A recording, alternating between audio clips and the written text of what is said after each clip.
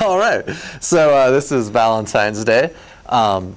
It was directed by Garry Marshall, who's done a couple other chick flicks like Runaway Bride or Georgia Rule. Just throw some photo. Awesome. It stars just about everybody who's ever been on the A-list roster for the last 8 years. Rising and falling stars. Yeah, it is loaded, but I guess mostly it focuses on the Ashton Kutcher and Jennifer Garner plotline. So I would say they're the stars.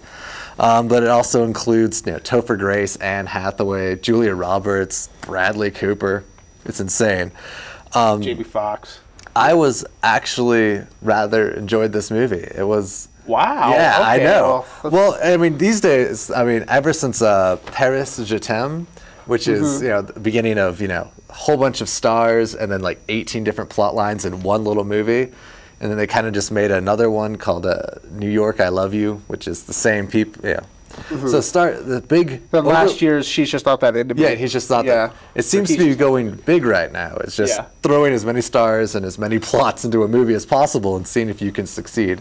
And I found this one to be more successful than all the others. And I actually really do. I mean, as a movie to go with to go with a girl and see, I think it would work really wonderful.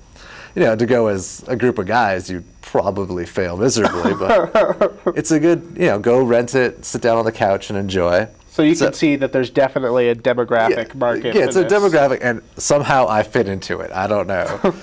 But it's also, I like the idea that, because there's so many plot lines, if like the main one stinks, you have another 5 to choose from. And I did like a couple of the plot lines, especially the Anne Hathaway Topher Grace one.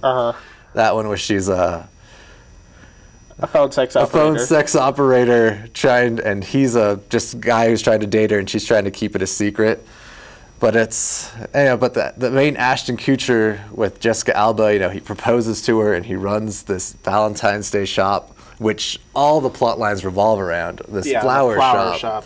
He's best friends with Jennifer Garner, who's sleeping with a married man but doesn't realize it, and kind of a love square. Yeah. And then one of her students, she's like a 4th grade teacher, is in love with her, but the Indian girl that's in his class is in love with him, who happens to be a part of the Indian restaurant. They also tie into some way or another. Yeah, there's so many plot lines you can't even go into it. But so what grade did you give that? I did give it a B+. Wow. I know, way up there. Wow. Okay. Valentine's Day. How I Hate Thee. Let me count the ways. I gave this an F. This is probably my This is your first? This is my first F. And I would have given it a D, but so many of these other movies we've been talking about today were mediocre that I was just like, no, this was even worse than those. So it has to be an F. Okay. All the stories, all 17 million plots that are in this movie are completely lame and predictable. Like, as soon as the characters are introduced, I'm like, oh, well, this is going to happen, that's going to happen. And they all have the exact same arch, which is they start out thinking they're so happy. Then there's a conflict within their relationship, but everything's okay if they find the right person within these movies. There were so many plots and characters that by the middle of the movie, I was getting confused as who was supposed to end up with who and who's cheating on who. I forgot what person connects to the other person because there was just too much crammed in. And then they couldn't really even spend any kind of time to let any scene develop because they had to change scenes so fast. So you would just have these 5-minute little blips of characters going in and out, and so because of that, throughout the whole movie, throughout the very long movie, nothing gets developed. All the acting is pretty much just standard, chick flick acting. Some better than others.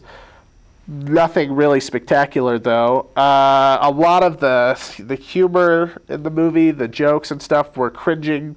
Had a hard time getting through a lot of the one-liners. I almost wanted to turn it off halfway through because the one-liners were getting so bad. The believability of the Anne Hathaway's phone sex operator taking calls in the middle of restaurants or whatever.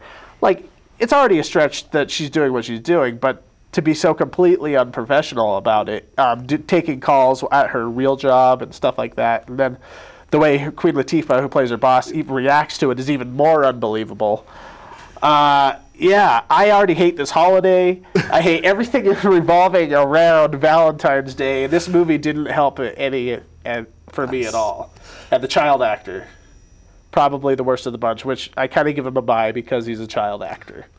The only reason I would say that the only thing about this movie that I was kind of impressed by, or not even impressed by, but I thought it was kind of a sweet gesture, was this a little plot reveal, a little character reveal dealing with a football player that I thought was kind of brave for a movie this mainstream. But other than that, hated it. Wow, good job. That's all right. I don't know. I felt the clichéness of it was supposed to, like, because Valentine's Day is like the cliche. So exactly. It needs a cliche movie to go with it. So well, I thought this year, what's her face? The lady who did My Life in Ruins and My Big Fat Greek Wedding. She just released another movie called I Hate Valentine's Day. Yeah. And I didn't see that one, but it'd be interesting to see what that one was like. Yeah. I had that. I don't know who the guy is in that, but it looks all right. I've seen the cover. Yeah. All right. So